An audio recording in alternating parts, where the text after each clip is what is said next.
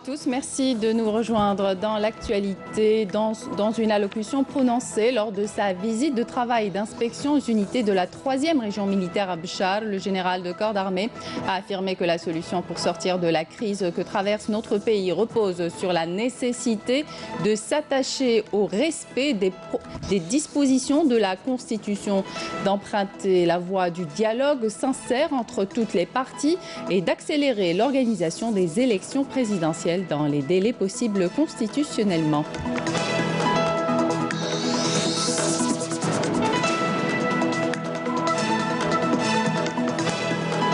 Sortie de promotion d'officiers stagiaires à l'école supérieure de défense aérienne du territoire Ali Chabati de Regaya à Alger et puis à l'école supérieure militaire de l'information et de la communication à Sidi Fredj. Sortie de promotion de la session de perfectionnement 2018-2019. Justice mise sous contrôle judiciaire de l'ex-Wali d'Alger Abdelkader Zouk. Le procureur de la République près le tribunal de Sidi Mohamed a ordonné également la mise en détention provisoire de 5 cadres dans l'affaire de Sovac Algérie ainsi que la mise sous contrôle judiciaire d'un autre cadre. Et puis une peine de 6 mois de prison ferme assortie d'une amende de 50 000 dinars à l'encontre de l'homme d'affaires Ali Haddad poursuivi pour faux et usage de faux a été également prononcée.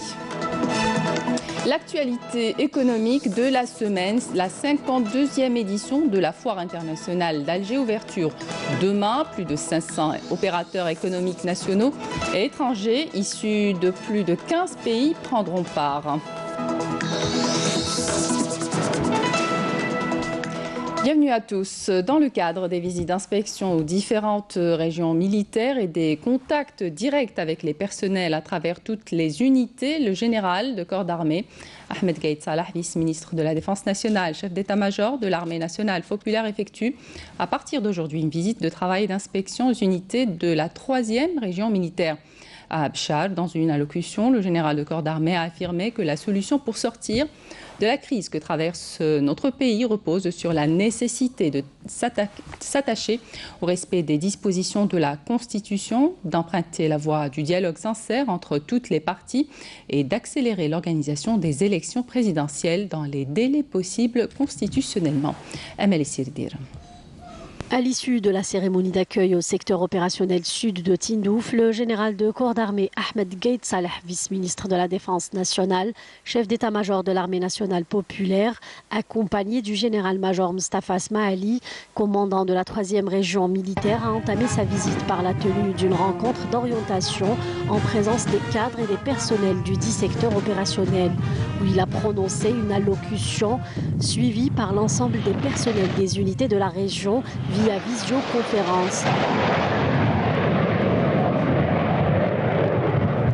Et à l'entame de laquelle il a affirmé que la solution pour sortir de la crise que traverse notre pays actuellement repose sur la nécessité de s'attacher au respect des dispositions de la Constitution, d'emprunter la voie du dialogue sincère entre toutes les parties et d'accélérer l'organisation des élections présidentielles dans les délais possibles constitutionnellement. إن من معالم السير التي يحرص الجيش الوطني الشعبي على اتباعها هو التمسك الشديد بالمخارج القانونية والدستورية لحل الأزمة التي تمر بها الجزائر وتلك المبادئ الثابتة لا سبيل أبدا إلى التخلي عنها ولا نمل إطلاقا من ترديدها وإعادة ترديدها بكل ثقة وعزم، وهي المبادئ النبيلة والصائبة التي أعلم يقينا أن الأغلبية الغالبة من الشعب الجزائري تتبناها. ولقد أكدنا أكثر من مرة أن مفاتيح هذه الأزمة موجودة لمن تتوفر فيهم الشميل الإثار، أي التخلي عن كافة الضروب الأنانية الشخصية والحزبية وغيرها من الأنانيات الأخرى، وذلك من خلال تغليب مصلحة الجزائر على أي مصلحة أخرى. والأكيد أن أهم مفاتيح ذلك يتلخص تحديدا في انتهاج الحوار بين جميع الأطراف الجادة إننا لا نمل من القول بأن الأولوية الآن هي الإسراع والتعجيل في انتخاب رئيس الجمهورية في الأوقات والأجال المتاحة دستوريا المقبولة زمنيا. هذه الأجال التي وصلت اليوم إلى حدودها القصوى، أي أنه على الجزائريين المخلصين لوطنهم أن يبحثوا الآن، نعم الآن، عن أنجع الطرق إلى بلوغ ذلك. أعود مرة أخرى إلى القول بأن إيجاد هذه الطرق الموصلة إلى الانتخابات الرئاسية لا يتم إلا بالحوار الذي ترضي نتائجه أغلبية الشعب الجزائري، أي نتائج توافقية لبلوغ حل توافق لفائدة الجزائر ولمصلحتها. إن إجراء انتخابات رئاسية في أقرب وقت ممكن في أحسن شروط الشفافية والمصداقية يمثل عنصرا أساسيا تستوجبه الديمقراطية الحقيقية التي لا يؤمن بها مع الأسف الشديد بعض أتباع المغالاة السياسية والإيديولوجية الذين يعتبرون أن الانتخابات هي خيار وليس ضرورة، وذلك هو قيمة التناقض الفكري والسياسي. فأي ديمقراطية دون انتخابات حرة ونزيهة إلا إذا كانت ديمقراطية تعني الانغماس في مستنقع التعيين. Le général de corps d'armée a attiré l'attention sur la nécessité d'œuvrer à réunir toutes les conditions nécessaires pour tenir l'échéance des élections présidentielles, précédées par des discussions constructives et un dialogue serein et calme permettant aux citoyens d'accorder sa voix à celui qui considère apte à conduire le pays sur la voie de la prospérité et du progrès. ومن أجل بلوغ شاطئ الديمقراطية حقا بكافة مقاييسها وشروطها، فإنه من الصح أن يقول أنه يتعين العمل على تجميع كافة الشروط الضرورية تنظيم الانتخاب التعددي وتسبقه نقاشات بناءة وحوار رزين ورصين يكفل للمواطن منح صوته لمن يعتبره قادرا على قيادة البلاد على ضرب الرهبة والرقي، وذلك هو المحور الذي يتعين على جميع الطاقات أن تركز عليها بكل إرادة وعزم وبكل إخلاص بما يتماشى وعدم تخييب طموحات الشعب الجزائري. هذا الشعب الأبي الذي عليه أن ينتبه بل ويحذر من استمرار بعض الأشخاص وبعض الأطراف في إبداء معارضة تستند فقط إلى نهج تشويه صورة الآخرين أو سياق طلبات جديدة واقتراحات غير صائبة بل وغير موضوعية تصب في خانة الممارسات غير البناءة التي تهدف عن قصد على إطالة أمد الأزمة متناسيين أنه يعود لرئيس الجمهورية الجديد ودون غيره القيام بمهمة الترجمة الميدانية بشكل ملموس لبرنامج الإصلاحات المفصل والدقيق الذي يبني على أساسه ترشحه وفقا لمضمونه يتم انتخابه من طرف الشعب الجزائري، وهو ما يستلزم بالضرورة المضي قدما وبسرعة نحو حوار شامل قصد السماح بتجسيد هذا الاستحقاق الانتخابي الحاسم، حوار يجمع كل من طبقة سياسية والمجتمع المدني والشخصيات الوطنية، وذلك هو السبيل الأوحد نحو إحداث القطيعة الفعلية التي ينادي بها الشعب الجزائري، قطيعة مع كل ما هو بائس وسلبي يتم من خلالها تفادي كل ما يتنافى مع المصلحة العليا للبلاد وتبني مقاربة وطنية في محتواها وعصرية في وسائلها وأدائها لها قابلية تطبيق على السياسة والاقتصاد وحتى على الحياة الاجتماعية والثقافية. فالجميع يعلم بأن قيادة الجيش الوطني الشعبي والوفية لوطنها ولجيشها لم تدخر منذ بداية هذه الأزمة، قلت لم تدخر أي جهد من أجل توفير كافة الظروف الملائمة التي تعبد الطريق أمام تدليل كافة الصعوبات الموضوعية وغير الموضوعية التي أفرزتها هذه الأزمة. ولا شك أن ما تحقق من مكاسب حتى الآن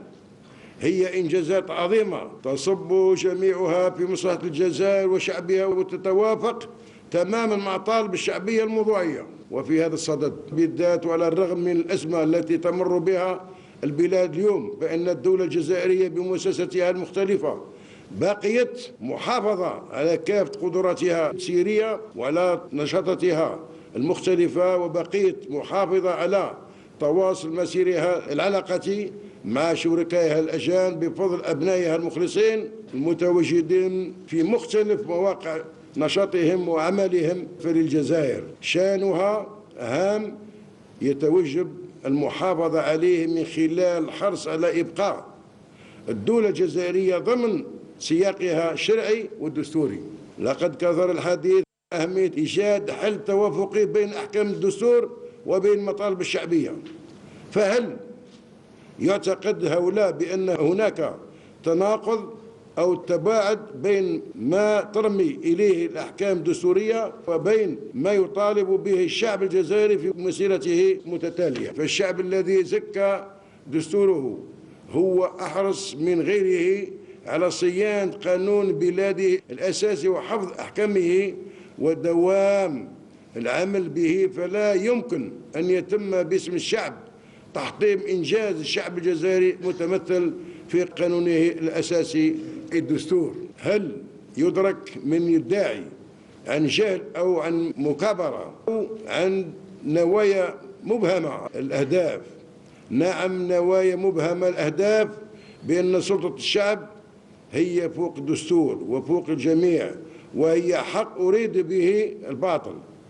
كونهم يريدون عن قصد تجاوز بالتجميد العمل بأحكام الدستور، قلت هل يدرك هؤلاء إن ذلك يعني إلغاء كافة مؤسسة الدولة والدخول في نفق المظلم اسمه الفراغ الدستوري، ويعني بالتالي تهديم أسس الدولة الوطنية الجزائرية والتفكير في بناء دولة بمقاييس أخرى وبأفكار أخرى، مشاريع إيديولوجية أخرى. فالجزائر ليست لعبة بين أيدي من هبة ودبة، وليست لقمة صايغة، فهي عصارة تضحيات ثورة عظيمة اسمها فاتح من نوفمبر 1954، تحتاج من أبنائها المخلصين والأوفياء، أقول كل أبنائها المخلصين والأوفياء، تحتاج منهم جميعا التحلي بالكثير من الحكمة والتبصر والعقلانية، والكثير من التزام فكري والعقلي وبعد النظر. فالدستور الجزائري هو حضن الشعب وحصنه المنيع، وهو الجامع لمقومات شخصيته الوطنية وثوابته الرسيخة التي لا تحتاج إلى أي شكل من الأشكال مراجعة وهو تبديل. S'agissant des dossiers de corruption pris en charge par la justice algérienne, le général de corps d'armée a souligné la détermination du commandement de l'armée nationale populaire à continuer d'accompagner les instances de la justice avec une ferme conviction et un sens élevé du devoir afin de leur permettre de traiter les dossiers lourds de corruption et d'exécuter au mieux leur mission.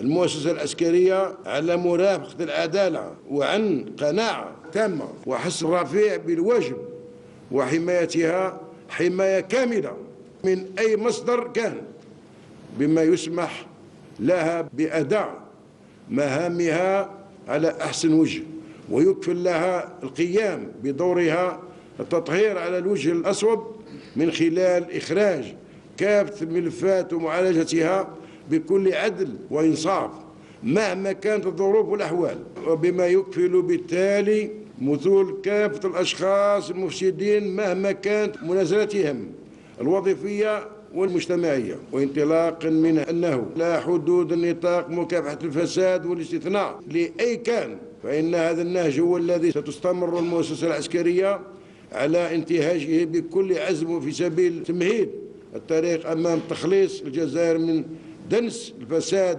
والمفسدين قبل إجراء الانتخابات الرئاسية المقبلة. الجزائر ليست لعبة بين أيدي من هبة ودبة وليست لقمة صايغة، فهي عصارة تضحيات ثورة عظيمة اسمها الفاتح من نوفمبر 1954.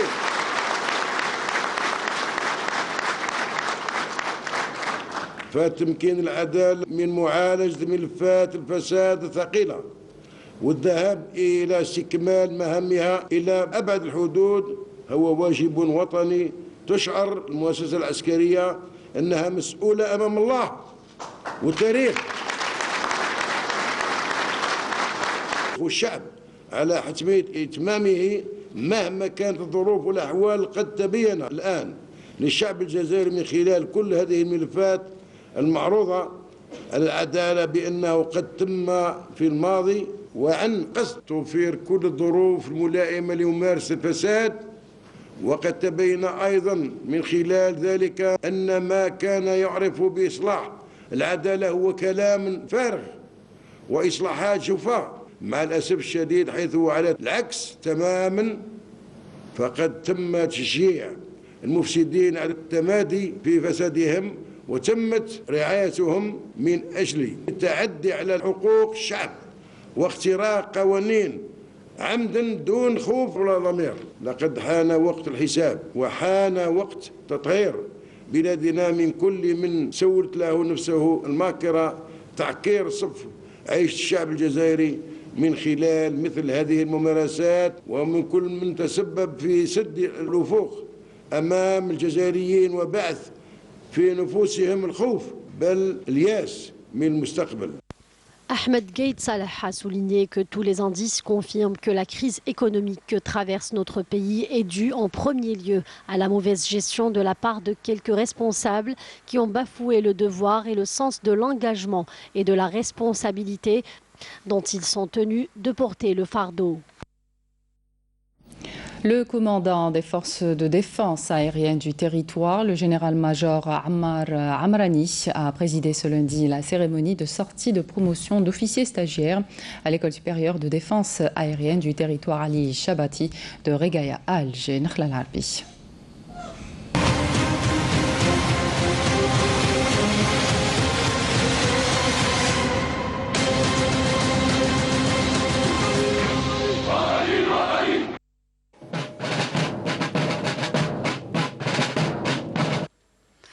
Le général-major Ammar Amrani a procédé à l'inspection des différentes formations de l'école.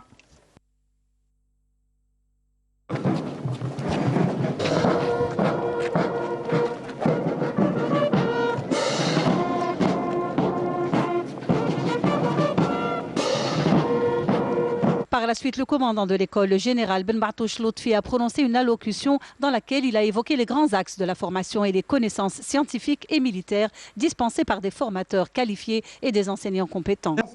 إنه لجدير بنا في هذا المقام الكريم أن نعبر لسيادتكم عن بالغ تقديرنا للعناية التي ما فتئتم تولونها لمدرستنا التي تعد صرحا عتيدا لإعداد الرجال المقاتلين البواسل الذين توفر لهم المدرسة تكوينا علميا وعسكريا مبنيا على أساس ومبادئ التكوين المعياري. Après la prestation de serment par les promotions sortantes, il a été procédé à la remise de grades et de diplômes aux lauréats. دور القيادة والأركان.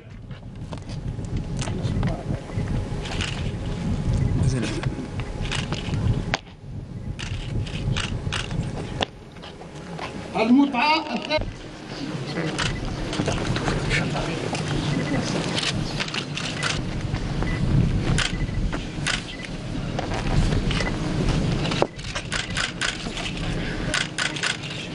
خلينا نعيط ولا واش تعيط خلينا نعيط خلينا نحطها بالبيان. Conformément aux cérémonies traditionnelles militaires, il a été procédé à l'échange des drapeaux entre les promotions sortantes et les nouvelles.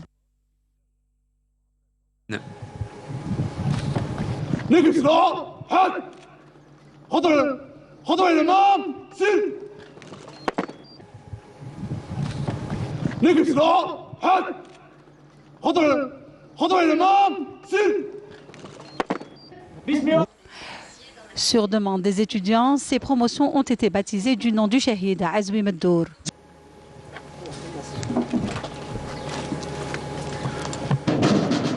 La cérémonie s'est poursuivie par une parade exécutée par les différentes promotions sortantes.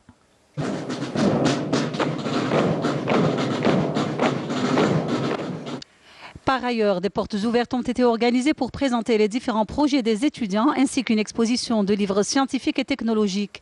Accompagné du commandant de l'école et nombre de cadres, le commandant des forces de défense aérienne du territoire a en outre remis une distinction à la famille du Shahid Azwi Meddour et signé le registre d'or.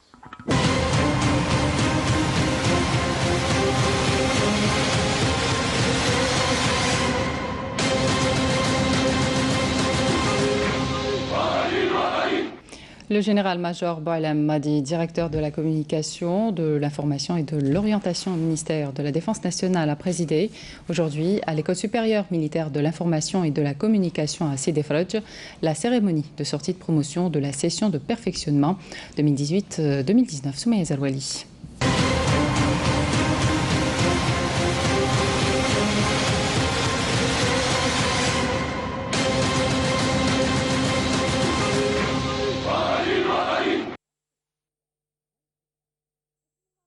Le général-major Boualem Madi, directeur de la communication, de l'information et de l'orientation au ministère de la Défense nationale, a présidé à l'École supérieure militaire de l'information et de la communication à Sidi Fradj la cérémonie de sortie de promotion de la session de perfectionnement 2018-2019 en présence de hauts cadres de l'armée nationale populaire ainsi que des invités de l'École supérieure militaire de l'information et de la communication, professeurs d'université et enseignants au sein des écoles supérieures.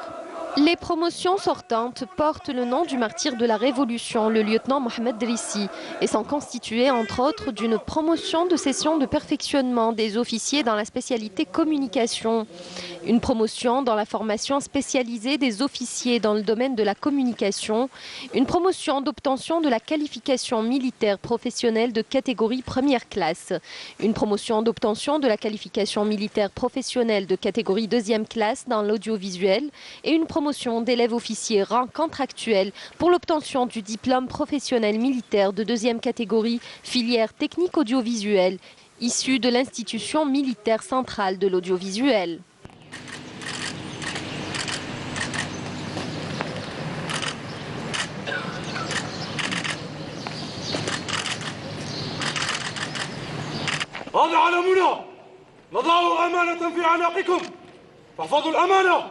وصول الوديعة ودافعوا عنها حتى آخر قطرة من دمائكم. مدير الإيصال والإعلام والتوجيه لأركان الجيش الوطني الشعبي سميت دفعاتنا باسم الشهيد البطل الملازم الأول دريسي محمد الذي طغال أصبح هو ورفقائه العاملين معه في سلك الثورة مطلوبين من طرف. En marge de la cérémonie de sortie de promotion, le général-major Boualem Madi, directeur de la communication, de l'information et de l'orientation au sein du ministère de la Défense nationale, s'est enquis en compagnie des invités de l'école des différents ateliers de l'École supérieure militaire de l'information et de la communication et de l'institution militaire centrale de l'audiovisuel, où il a fait un état des lieux sur les projets des étudiants sortants.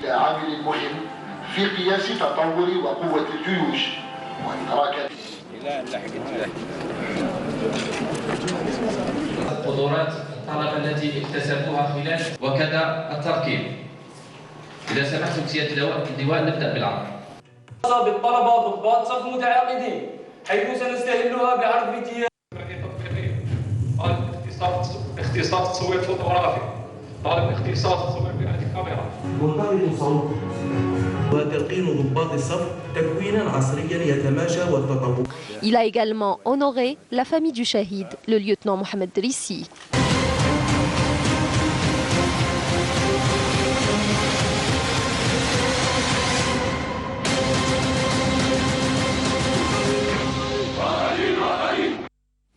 Justice à présent, le juge d'instruction auprès de la Cour suprême a ordonné ce lundi la mise sous contrôle judiciaire de l'ex-wali d'Alger, Abdelkader Zouf, après son audition dans le cadre d'une enquête liée à des affaires de corruption. Et puis le procureur de la République près le tribunal de Sidi Mohamed a ordonné la mise en détention provisoire de 5 cadres dans l'affaire de Sovac Algérie ainsi que la mise au contrôle judiciaire d'un autre cadre.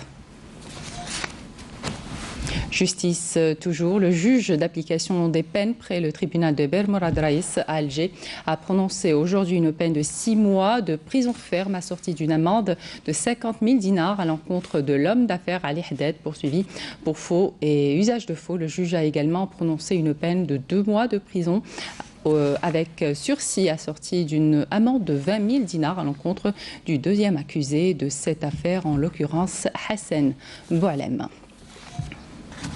Dans l'actualité parlementaire, une séance plénière a été consacrée ce lundi à la présentation et au débat du projet de loi relatif aux règles générales de prévention des risques d'incendie et de panique. Le ministre des Affaires étrangères, Sabri Boukadoum, a co-présidé ce lundi à Bamako avec son homologue malien Thiebile Dramé, ministre des Affaires étrangères, de la coopération internationale et de l'intégration régionale, la séance d'ouverture des travaux de la 14e session du comité bilatéral stratégique. Le comité bilatéral stratégique algéro-malien est un mécanisme créé en 2014 pour le suivi d'évaluation et l'impulsion de la mise en œuvre des engagements pris dans le cadre de la coopération bilatérale dans tous ses aspects. La réunion qui s'est déroulée en présence des membres du gouvernement malien en charge des secteurs de la coopération a permis de passer en revue l'état de mise en œuvre des actions de coopération arrêtées lors de la dernière session du comité tenue en mai 2018 à Bamako. Cette réunion a également été l'occasion de définir de nouvelles priorités de coopération permettant d'approfondir et de diversifier le partenariat bilatéral et de le hisser au niveau de l'excellence des relations politiques entre l'Algérie et le Mali. Précédemment, la réunion de haut niveau du comité de suivi de l'accord de paix et de réconciliation au Mali issu du processus d'Alger. Cette rencontre a été l'occasion pour les deux parties de faire le bilan de sa mise en œuvre 4 ans après sa signature par les parties maliennes. Je vous propose d'écouter la déclaration du ministre. L'Algérie, qui a toujours soutenu et qui continuera de soutenir le Mali frère dans sa quête d'appropriation de l'accord pour la paix et la réconciliation issu du processus d'Alger, poursuit résolument son action à la tête du comité de suivi de cet accord, et je tiens ici à exprimer ma satisfaction pour les progrès tangibles accomplis dans sa mise en œuvre. S'il ne fait guère de doute que la coopération bilatérale a enregistré quelques acquis qui nous revient de consolider, il reste que de nombreuses recommandations de la 12e session, de cette 12e session de la Grande Commission mixte algéro-malienne, n'ont pas connu de réalisation. Les actions réalisées, pour encourageantes qu'elles soient, et il faut s'en féliciter bien sûr, restent en décalage par rapport à l'ampleur de nos attentes. Depuis le 22 février dernier, la scène politique en Algérie vit une véritable crise, ce qui a fortement impacté l'économie nationale. Les indicateurs économiques sont au rouge et l'incertitude plane à plusieurs niveaux. De son côté, la justice a ouvert plusieurs enquêtes anticorruption et de dilapidation de deniers publics. Ce soir, nous allons tenter à travers ce reportage de découvrir la portée de cette crise politique sur la scène économique. Nawel Abada. Près de 4 mois que l'Algérie vit au rythme du mouvement populaire du 22 février, réclamant un assainissement total du régime. Un climat politique inédit dans l'onde de choc se fait ressentir fatalement sur la situation économique déjà largement fragilisée par la chute du prix du pétrole. L'impact de cette instabilité politique va nous mener vers le chaos économique. Vous savez, on a prévu 2,3 ou 2,4 de croissance, on est à 1,4 de croissance. Nous avons prévu un taux de chômage de 7 à 8%, nous sommes à 11% et à 30% pour la jeunesse. Donc, la structure, les ratios de gestion et de structure de notre économie sont au rouge. Des indicateurs au rouge, tous secteurs confondus. Nous ne sommes pas en train de gérer notre économie à l'optimum dans tous les secteurs. Secteur travaux publics, le secteur du bâtiment, le secteur de l'industrie, le secteur pharmaceutique, le secteur agricole. Nous sommes en train, il y a une sous-utilisation des moyens. Actuellement, tous les gestionnaires ont peur. Tous les gestionnaires de l'État ont peur de prendre des décisions aujourd'hui. Une psychose règne et des questionnements quant au sort des entreprises dont les patrons ont été écroués. Il faut voir la structure juridique de l'entreprise. Est-ce que c'est une SARL ou SPA? Si c'est une SPA, il y a des actionnaires. Donc il y a un gestionnaire, on peut remplacer. Mais à court terme, mais à long terme, l'entreprise va avoir des difficultés judiciaires. Le scepticisme s'installe également à l'échelle internationale, bien que l'Algérie dispose encore de garanties, estiment les experts. Aujourd'hui, tous les agences de notation, Moody's, Fitch, Inch, ils ont baissé la note Algérie. Et le pouvoir politique n'a rien fait. Normalement, avec des réserves de 80 milliards de dollars, on ne doit pas baisser la note Algérie, ce n'est pas possible. Pour cet expert financier, il est vrai que les réserves de change constituent encore une garantie, mais la sortie de crise n'aura lieu qu'en impliquant les compétences. Le politique, c'est lui qui gère l'économie en Algérie. Donc on doit revoir cette équation. On doit mettre un conseil de professeurs, de chercheurs algériens en économie pour donner les solutions. On avait le CNES. Pourquoi on n'entend pas le CNES? Le CNES, il y a des gens très compétents dans le CNES. Pourquoi ils ne les entendent pas? Ça fait pendant 10 ans, ils sont en train d'analyser et donner les solutions. Le temps est certainement venu aujourd'hui pour remettre le gouvernail entre les mains de ceux qui peuvent mener l'Algérie à bon port. Et puis l'événement économique de la semaine prévu demain à Alger, la 52e édition de la Foire internationale d'Alger. Plus de 500 opérateurs économiques nationaux et étrangers issus de plus de 15 pays prendront part. Un programme d'animation économique appelé les après-midi de la FIA se dérouleront en marge de la manifestation. Naïma Haouch. La 52e édition de la Foire internationale d'Alger est le rendez-vous économique annuel par excellence. À la veille de son ouverture, c'est le branle-bas de combat au Palais des Expositions à Alger. Certains stands sont en cours de montage, alors que d'autres sont prêts. Les prestataires s'affairent et accourent, car chaque seconde compte. Plus de 500 opérateurs économiques nationaux et étrangers, issus de plus de 15 pays, prennent part à cette édition.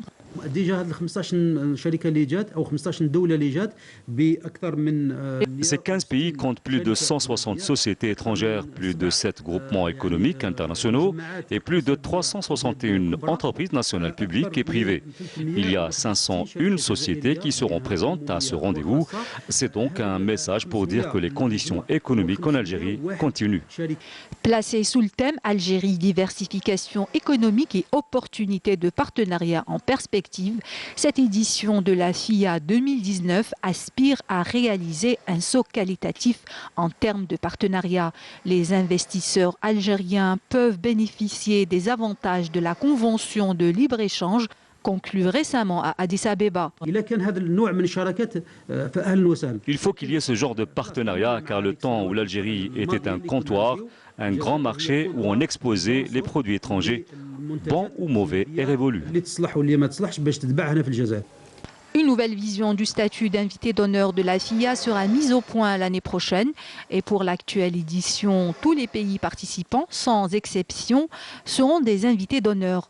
Un programme d'animation économique appelé les après-midi de la FIA, touchant divers aspects de l'économie, se déroulera en marge de la manifestation et durant lequel des conférences et plusieurs thématiques seront présentées par des experts.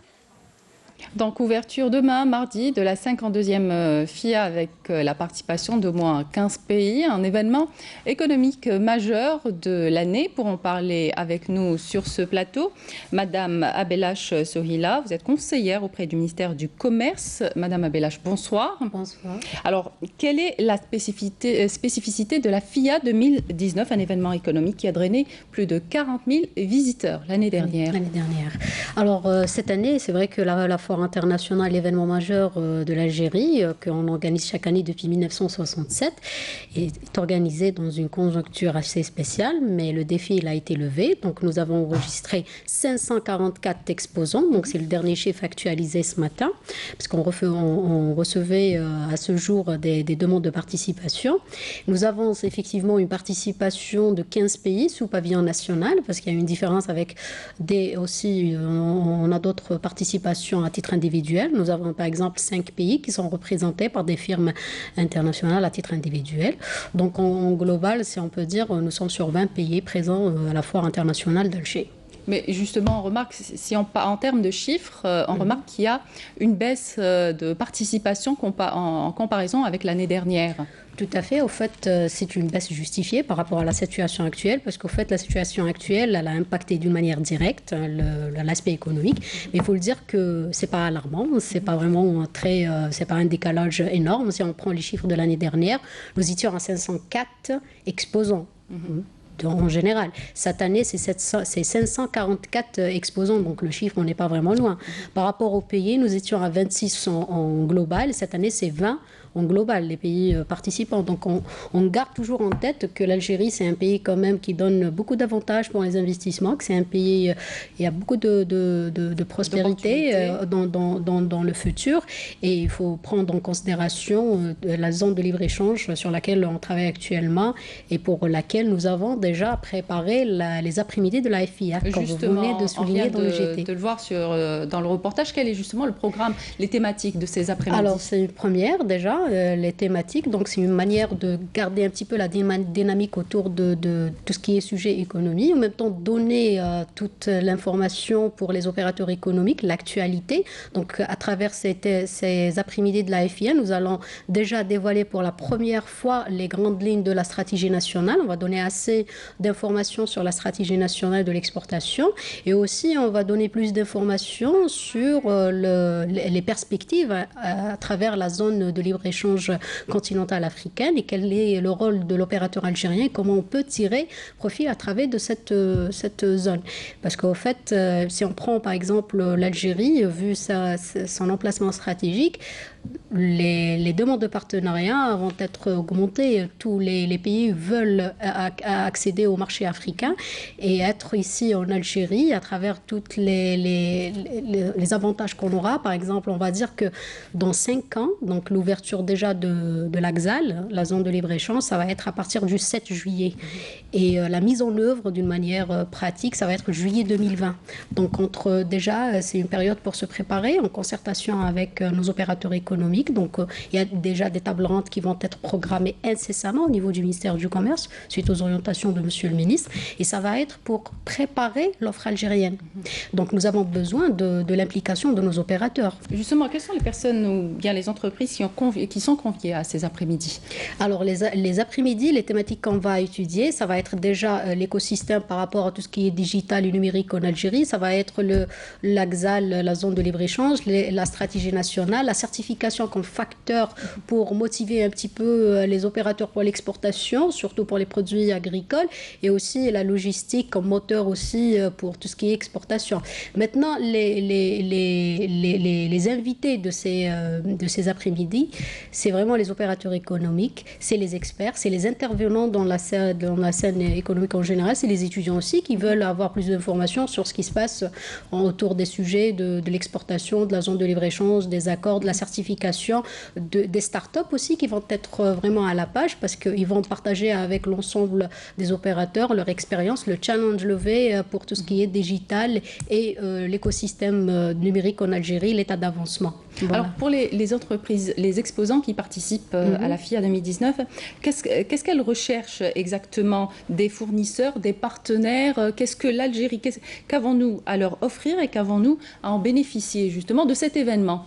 Alors pour les exposants, si on prend en général, c'est les partenariats, c'est les fournisseurs, parce qu'on achète toujours des matières premières, on a besoin d'avoir des matières premières, et aussi on a besoin aussi de trouver des débouchés. Moi j'appelle à travers ce JT, j'appelle toutes les entreprises algériennes à être vraiment présentes par rapport à la foire, par rapport aux thématiques, pour bien sûr participer avec nous dans les débats, il faut s'impliquer davantage pour qu'on puisse vraiment avoir une visibilité sur ce qu'on a comme offre, les challenges à lever par rapport à tout ce qui est barrière à l'exportation, parce que c'est vraiment la thématique. Il ne faut pas oublier que nous avons lancé l'année 2019, année de l'export, et on travaille toujours sur ce sujet. D'ailleurs, c'est pour ça que nous avons mis une thématique spéciale pour tout ce qui est stratégie nationale de l'exportation. Madame Abelache Sohila, merci d'avoir été avec nous ce soir. Je rappelle que vous êtes conseillère auprès du ministère du Commerce.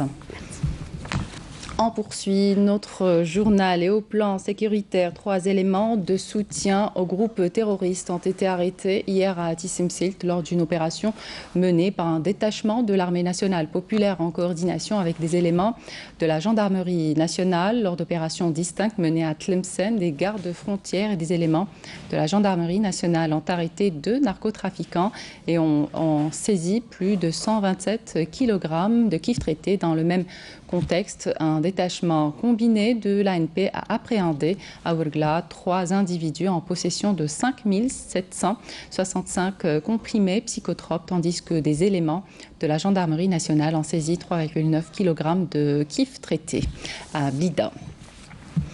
Une visite guidée au profit de journalistes a été organisée aujourd'hui au Centre de recherche et de développement des forces aériennes. Une visite qui a permis aux journalistes de la presse nationale de visiter les différents départements de recherche et de vérification des appareils militaires.